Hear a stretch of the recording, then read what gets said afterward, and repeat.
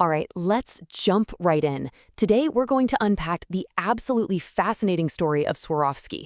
Now, this is a legendary company, over 120 years old, that found itself staring down a massive modern-day crisis. It's a classic tale, really, about a giant that fell asleep at the wheel and the incredible journey it took to wake up. So, I want to start with a question for you. Can a company actually become a victim of its own success? I know, it sounds crazy, right?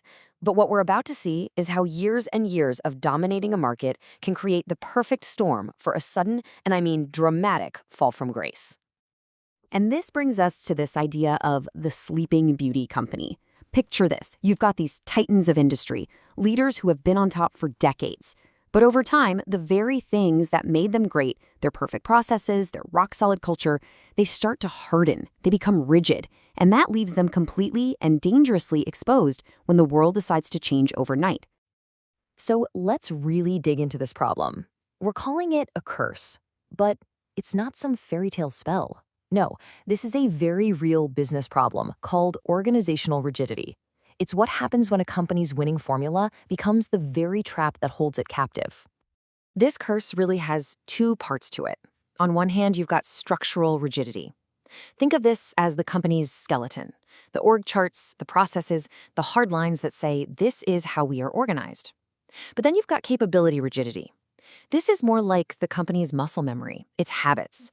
It's that deep-seated mindset that says this is just how we do things around here. And when you put those two together, man, you get a powerful resistance to any kind of change. Which, of course, brings us to our perfect case study, Swarovski. For more than a century, this company wasn't just a business. It was a fortress, a beautiful, sparkling, gilded cage that was built for one purpose: to protect its secrets and its success from the prying eyes of the outside world. I mean, just look at this profile. Founded way back in 1895, 120 years of market leadership, and it was all built on a revolutionary and very secret crystal cutting technology. Their whole innovation model was what you call closed. If an idea wasn't born inside their own walls, it didn't exist. The mission was crystal clear: protect the crown jewels, that secret recipe, no matter what. That isolation was their superpower. And this wasn't just a strategy written down somewhere. It was their identity. Just listen to this from one of their own senior managers. It was part of our DNA, doing everything in-house. It was in their DNA. That's how deep this went. And that culture of secrecy, their greatest asset, was about to become their greatest liability. Because after more than a century of calm and quiet, that impenetrable fortress was about to be breached. The long, peaceful reign of this sleeping beauty was about to come to a very, very abrupt end. The trigger? A single year, 2008. The global economic crisis wasn't just a tremor for the markets.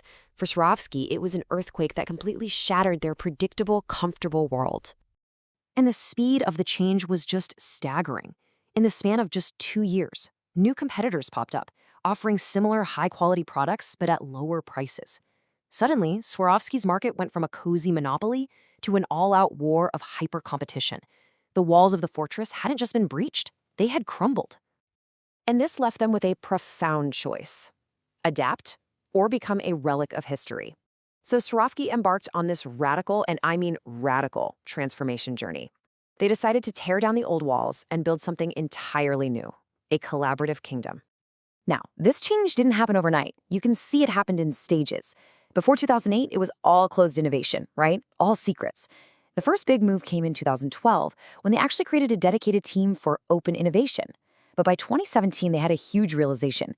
Even that wasn't enough.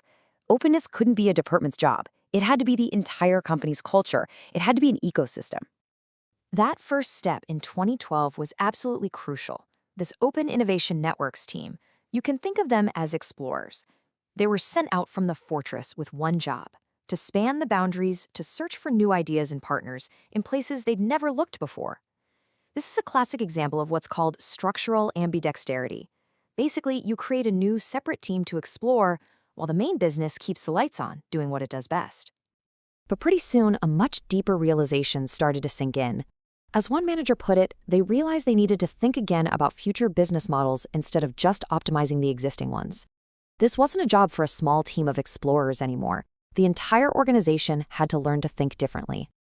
And you can really see how their whole approach to innovation matured here. They started with a static model, very top-down, everything planned inside the fortress. Then they moved to that structural model, creating the separate explorer team. But they finally evolved to what's called dynamic ambidexterity, and this is the goal. This is where innovation isn't just a department, it's fluid, it's integrated everywhere, and everyone is empowered to both explore new ideas and execute on the old ones. So what are the big lessons we can pull from this modern business fairy tale? Well, it's an incredibly powerful story about how a company can transform its deepest, most ingrained rigidity into a dynamic, flexible resilience. The transformation was just total. Structurally, the curse was that boundary-preserving fortress. The cure was a boundary-expanding ecosystem. And when you look at their capabilities, they cured that static, top-down way of thinking with a dynamic, flexible approach that involved the entire company. And this is the key takeaway. They didn't just change what they did, they fundamentally changed who they were. And that really leaves us with one final big question to chew on. Swarovski's crown jewels were its secret technology and its closed culture. The very things that made it so successful were also the things that made it so vulnerable. So the question for all of us is this: what crown jewels in our own companies, or even in our own careers, are we protecting just a little too closely? What strength has become a rigidity, preventing us from seeing what's next?